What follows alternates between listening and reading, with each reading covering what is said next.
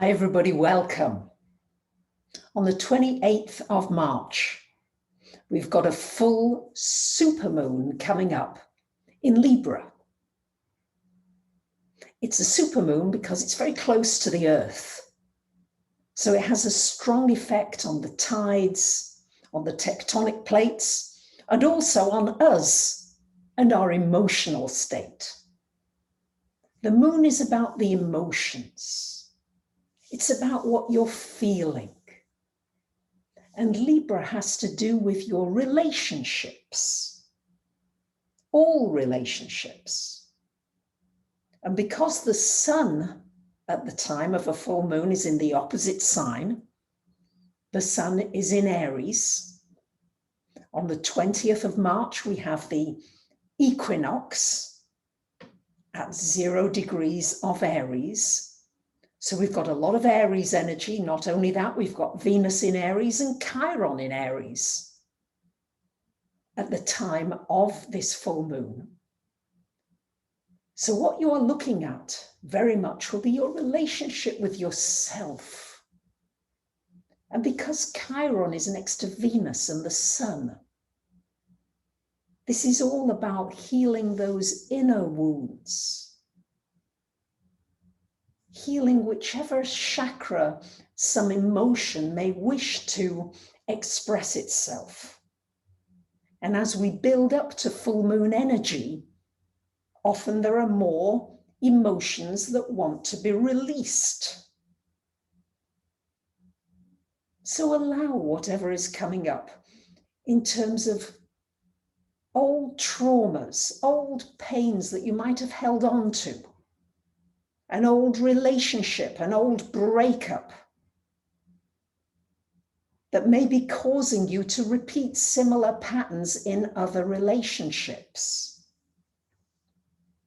It's a time with Chiron where you can heal that inner self, that inner child, that inner emotional being. Talking about being, because this is very much going to be the energy of Aries, which is about doing. What new things are happening? What new things going on? What adventure can I go on? Aries wants to do. But the moon is in Libra, which is all about being able to connect with others. And very often the block from being able to connect with others are old past hurts that are in the way. So it's a wonderful time for releasing those old things. It's a time for healing the wounds of separation, things that keep you apart from others, and finding ways to come together. So Libra is about romance, it's about love, it's about connection. And this full moon with Mercury and Neptune conjunct in Pisces has to do with getting out of your head, not being too much in the head, but getting into the emotional body. Welcoming whatever feelings are coming up and knowing that they are there to heal you, to enable you to get more intimate and closer with others. We're probably going to see more polarities, Aries, Libra, what I want, what you want, I'm right, you're wrong. All these kinds of energies may be coming up. But how can we go to the place of the Piscean energy, Neptune and Mercury in Pisces, where we can get into the forgiveness, the letting go, the releasing, the dissolving, the transcending of all those past hurts. And what's in this as well is past generational pains. Coming up now is the ancestral heritage. the things that have been done against the Aborigines, against the American Indians, against all these, against what's been done against one another. And this full moon brings up the possibilities of how we can begin to heal those wounds and move towards a new creation of a new human race. Powerful stuff, it really is. What's important is to become aware of the being dimension and not be consumed by having to keep doing, and going round a little bit like a rat in a cage. There's a wonderful Grand Trine at the time of this full moon. We've got Mars, ruler of Aries, is in Gemini, conjunct to the North Node. We've got Saturn in Aquarius, and we've got the moon in Libra. So this is extremely powerful with coming up new ideas, new innovations, new ways of seeing your world. This is wonderfully powerful. And the thing to remember is to ask powerful questions.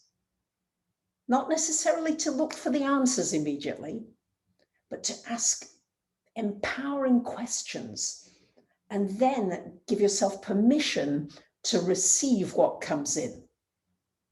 So I'm asking the powerful question, maybe, where am I to live?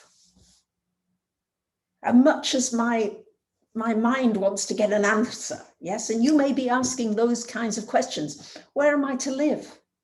What job should I be doing? Should I be in this relationship? What kind of relationship will work for me? And then sit and receive. That's the power of this full moon. Receive the answer. Libra is all about receiving the other, receiving the response. And I'd like to quote Henry James here, which I think is a very pertinent quote of 3 things in human life are important. The first is to be kind. The second is to be kind. And yes, the third is to be kind. And in the words of Byron Katie, my experience is that the teachers we need most are the people we are with right now. And I think that's the power of the message of this wonderful full moon in Libra. So I thank you for liking, for commenting, for sharing. And always thank you for interacting. I'm fascinated with knowing, where is this in your chart? See if you can find 8 degrees of Libra in your chart. Look for Aries in your chart. Look for the 2 houses, the life areas that are being triggered.